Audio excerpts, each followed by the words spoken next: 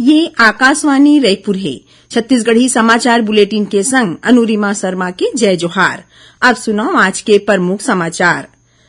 शिक्षक दिवस के मौका में राष्ट्रपति हा काली 46 जिन शिक्षक मन ला राष्ट्रीय शिक्षक पुरस्कार ले नई दिल्ली में सम्मानित करही, जेमा राजधानी रायपुर के सहायक शिक्षिका ममता आहार घलो शामिल हैं।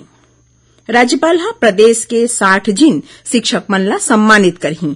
एमा ले 56 जिन शिक्षक मन ला राज्य शिक्षक सम्मान और 4 शिक्षक मन ला प्रदेश के महान साहित्यकार मन के नाव वाले स्मृति पुरस्कार ले सम्मानित करे जाही। और प्रदेश में भगवान राम के 9 ठिन मूर्ति लगी।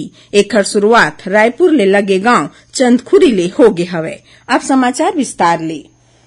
काली शिक्षक दिवस हरे। ए मौका में राष्ट्रपति द्रौपदी मुर्मू शिक्षा के क्षेत्र में सुघ्घर सेवा देवैया 46 जिन शिक्षक मन ला राष्ट्रीय शिक्षक पुरस्कार ले सम्मानित करही। ए समारोह नई दिल्ली के विज्ञान भवन में हुई। पुरस्कार झुकैया में छत्तीसगढ़ के राजधानी रायपुर के शासकीय प्राथमिक स्कूल पंडित सखाराम दुबे की सहायक शिक्षिका ममता आहार घलो शामिल है। सुश्री आहार पाछू करीबन 20 बछर ले लोक संगीत के माध्यम ले लइका मन ला पढ़ावत हैं।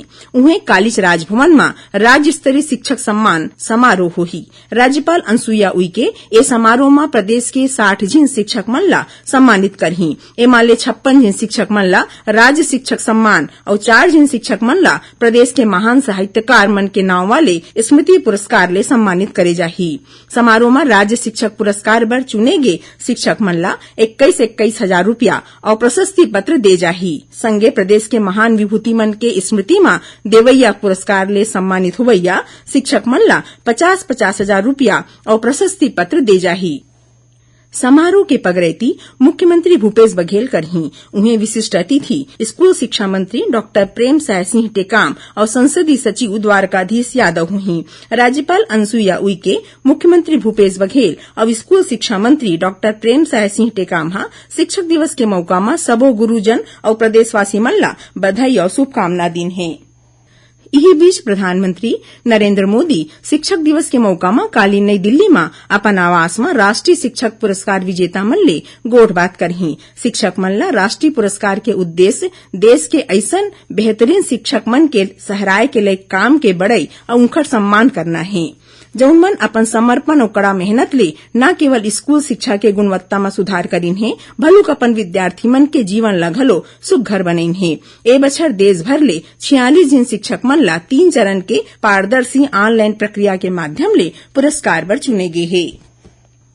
केंद्रीय गृह मंत्री अमित शाह सबो राज्य ले जेल मन में सुरक्षा और सहूलियत बढ़ायु पर ध्यान दे के आग्रह करीन है। श्री शाह हरेक राज्य ले सुघ्घर जेल प्रबंधन बर बछर 2016 में प्रधानमंत्री नरेंद्र मोदी सरकार के आदर्श जेल संहिता ला अपनाए के आग्रह करीन। श्री शाह आज अहमदाबाद में 6वां अखिल भारतीय जेल प्रतियोगिता के शुभारंभ बाद जन समूह ला संबोधित करत कहिन। ओमन जेल ला आधुनिक बनाए और ऐसन कैदी मन ला समाज में वापस लाए बर जोर दिन जौन आदतन अपराधी नहीं हवे। गृह मंत्री कहिन कि अदालत के जैसन देश के सबो जेल मन में वीडियो कॉन्फ्रेंस की सुविधा बनाए के आवश्यकता है। श्री शाह कैदी मन के कल्याण बर जेल परिसर में लाइब्रेरी, ट्रेनिंग सेंटर, अस्पताल और मानसिक स्वास्थ्य केंद्र बनाए पर घलो जोर दिन।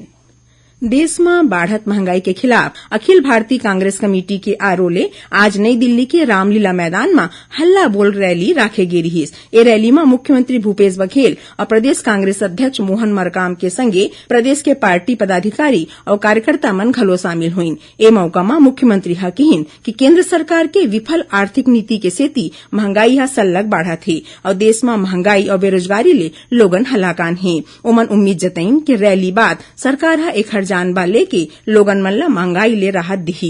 यही बीच भारतीय जनता पार्टी के प्रदेश इकाई कहे है कि मुख्यमंत्री भूपेश बघेल और कांग्रेस ला महंगाई ऊपर गोठियाए के कोनो नैतिक अधिकार नहीं है। मुख्यमंत्री जब तक ले केंद्र सरकार के बरोबर पेट्रोल डीजल के दाम में कटौती नहीं करही तब तक उनकर गोठ के कोनो मतलब नहीं है। छत्तीसगढ़ी समाचार बुलेटिन आप मन आकाशवाणी रायपुर ले सुनत हव। छत्तीसगढ़ के खबर ले है आपके वास्ता और खबर के विश्वसनीयता ले है हमार वास्ता। आकाशवाणी समाचार रायपुर के प्रादेशिक समाचार बुलेटिन के संगे संग हमार समसामयिक कार्यक्रम आप रेडियो के संग अपन मोबाइल में घलो सुन सकत हो। आकाशवाणी समाचार फेसबुक, ट्विटर और यूट्यूब में घलो हावय। हमार फेसबुक पेज हरे Chhattisgarh news on AIR, Twitter handle CGAIR news और हमार यूट्यूब चैनल हरे छत्तीसगढ़ AIR न्यूज। तो अब रेडियो के संगे संग आपके मोबाइल के माध्यम ले हम आप तक पहुंचत हन। छत्तीसगढ़ के हर खबर बर सुनत रहो आकाशवाणी समाचार। अब आगू बढ़न बाँचे समाचार डहार। प्रधानमंत्री नरेंद्र मोदी हा अवैया 25 सितंबर के आकाशवाणी ले प्रसारित हुआ मन की बात कार्यक्रम पर लोगन मन में विचार और सुझाव साझा करे के आग्रह करे हैं। ये मासिक रेडियो कार्यक्रम के 93वां कड़ी होही। सुनैया मन नमो ऐप या MyGOV ओपन फोरम में अपन विचार साझा कर सकत हैं। संगे टोल फ्री नंबर 1800-117800 मां घलो डायल कर अपन संदेश हिंदी या अंग्रेजी में रिकॉर्ड करा सकत हैं। फोन लाइन 23 सितंबर तक खुला रही। लोगन मन 1922 मां मिस्ड कॉल घलो दे सकत हैं और SMS लिंक मिले मां सोझे प्रधानमंत्री ला अपन सुझाव दे सकत हैं।